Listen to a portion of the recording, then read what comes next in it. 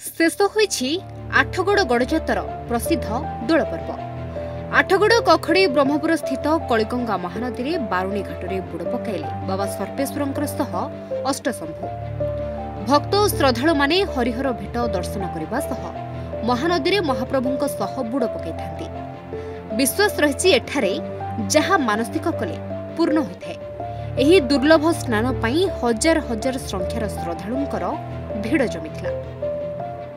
निरापत्ता तथा आईन श्रृंखला को दृष्टि में रखी ग्रामवासी और प्रशासन पक्षरु व्यापक व्यवस्था ग्रहण करा जायथिला। आठगड़ गड़जातर स्वतंत्र दोल पर्व फगु दशमी ठारू आरंभ होई बारुणी स्नान रे शेष होईछि। चलित वर्ष दिन 12:40 समय रे बुड़ पकाइबा पई समय निर्घंट करा जाय बुड़ पकाजिबा सह भक्त और श्रद्धालु मानक पई गां कमिटी सह प्रशासन पक्षरु समस्त व्यवस्था करा जायथिला। एही पवित्र तिथि रे बुड़ पकाइले मानसिक पूर्ण होइथाय बोली विश्वास रहिछि। सेथि पई हजार हजार श्रद्धालु निजर मानसिक रखी एठारे बुड़ पकाइथांती। राजेंद्र प्रसाद साहू एई पाख अंचलर बासिंदा। आज से 12 दल को समस्ते अपेक्षा करें केतेबेले 12 दल आसी पहुँचो से बारुणी पीठ में बारुणी बुड़ देवाई भक्तटी अनै थाए बुड़ देवाई। आज से दिन से पवित्र मुहूर्त बर्तमान आम समस्ते बाबा धवलेश्वर बाबा सर्पेश्वर अष्टशंभुक मिलनर जो महाबारुणी बुड़ बुड़ पर सबू भक्त माने बुड़ पकईकि आम आसिलु। बहुत विश्वास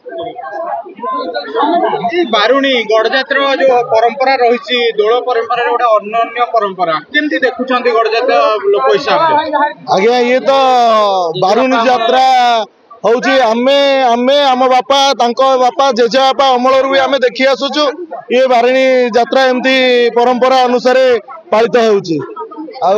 बाबा धवलेश्वर आ बाबा सर्पेश्वर आज बारुणी यात्रा। किरण बिहारी खटुआ धवलेश्वर सेवा संस्थार सभापति अंचल जड़े मुरबी व्यक्ति।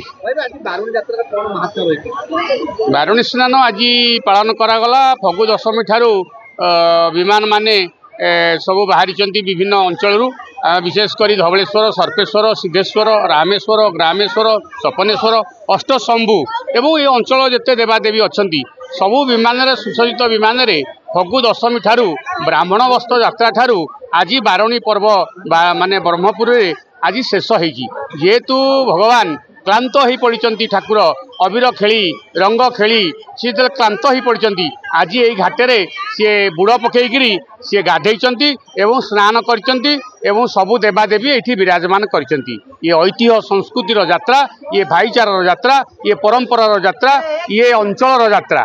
आम अंचल ब्रह्मपुर रे कखड़ी रे बारुणी यात्रा हेले ये 28 खंड ग्राम जेते गाँ अच्छी समस्त घर को कुणिया आसती समस्त घर को बंधुबांधव आसती तार माने है ये गोटे जो परंपरा रही जो यात्रा रही ये यात्रा झील झीणी ठारू आरंभ करी बंधु बांधव समस्ते ये बारुणी यात्रा आसती। विशेष महात्मा है आपड़ जिते जानी जे पांडव माने जितेबाला अज्ञातवास होते एवं पांडव सी से समय पौराणिक तथ्य सेतेबेले सी महानदी छिटपड़ा गंगा कूल सी बुलुथिले एवं एठी सी देखी पूर्वरु आपड़ जानी जे पश्चिम रु पूर्व को स्रोत बही जाए सब बेले किंतु यही जो बारुणी घाट यही जो ब्रह्मपुर रे ये जो बारुणी घाट ये गोटे जगह अच्छी आपको अनुमान करेंगे जो आज बुड़ पड़ता से पूर्व को पश्चिम को टिके नाकू जो गोटा स्रोत ये बही जाऊँगी तेणु तांकर मानसिक व्रत थिला पांडव मानकर सी यही जगह को स्थिर करते सी स्नान करते गाधे एवं से दिन ठारू यही बारुणी स्नान करा जाउची। ये बारुणी स्नान कले अनेक व्रत व्रतींकर माने सफल होता मानसिक कार्य पूर्ण होता है। कहार पुत्र हेनी पुओ होता है कहार झील हेनी झील होता है कहार कौन जदि मानसिक थाए ताकू पूर्ण होता है। आज भी आप देखते हजार हजार संख्यक भक्त श्रद्धालु आज ये बुड़ पकई। धन्यवाद। आठगड़ गड़जातर विभिन्न स्थान में प्रतिष्ठित ठाकुर फगु दशमी ठारू बाहरी ग्रामरु ग्राम बुली चाचेरी भोग खाई बारुणी रे हरिहर भेट हेबा सहित नदी कूଳରେ ଥିବା ଅଷ୍ଟସ୍ତମ୍ଭଙ୍କ ଯାତ୍ରା ସମାପନ ହୋଇଥାଏ। आठगड़ ब्लॉक ब्रह्मपुर ठारे महानदी और काठजोड़ीर संगम स्थल ही अवस्थित नारायणी मंदिर पाखरे एही बारुणी बुड़ पड़िଥାଏ। एठारे महानदी विपरीत दिगरे प्रवाहित हेउथिबारु एठारे बारुणी बुड़ पका जायଥାଏ। जय श्री गुरुदेवाय नमः। मु संजय कुमार पत्री प्रभु देवदेव बाबा धवलेश्वर आद्य सेवाकारी बा सेवक। गंगा सिंधु सरस्वती च जमुना गोदावरी नर्मदा कावेरी सरजू महेंद्र तनया चर्मन्वती रेणुका क्षिप्रा भगवती महासुर नदी चित्रोत्पला गंडकी पुण्य पुण्य जलौ समुद्र सहितम कुर्वन्तु ते मंगलम।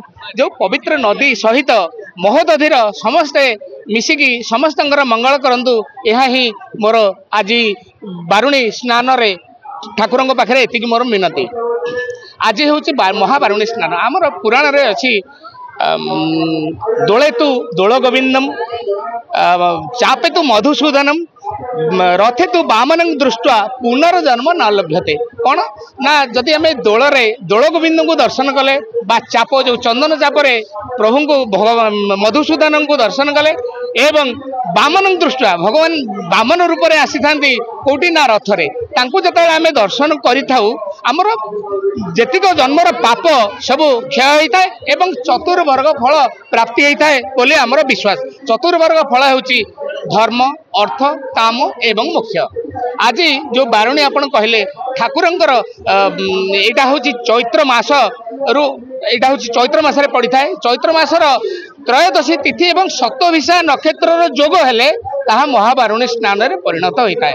ए बारुणी स्नान रे काई केउ कालरू राजा महाराजा माने राजा एटा जेहेतु गड़जात जगह तेणु अष्ट शंभु एटा होची माने हरि एवं हरंकर मिलित कृपा लाभ होता है। जो माने आज बारुणी स्नान करिथांती बा बुड़ पकईथांती एवं सबु देवादेवी जो आमर आसी थांती धवलेश्वर सर्पेश्वर स्वप्नेश्वर ये सब जो अष्टशंभु मिलित होई ठाकुर आज बारुणी जो माने आज बारुणी रे स्नान पकई थांती बा जो मानकर मानसिक करथांती विशेष करी जो माने मानसिक करथांती एवं जो माने अपुत्रिक थांती से माने पुत्र बा संतान संतति लाभ करने उद्देश्य रे से माने आज बुड़र ठाकुर पाखे रखी थांती मानसिक प्रभु मोर मनस्कामना पूर्ण हो मु आपनक सहित बारुणी रे बुड़ पकई।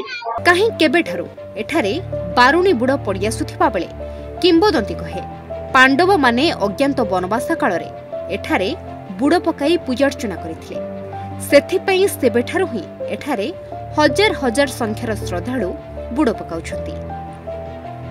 आठगड़रू मिनती प्रतिहरिंग रिपोर्ट न्यूज 8 ओडिया।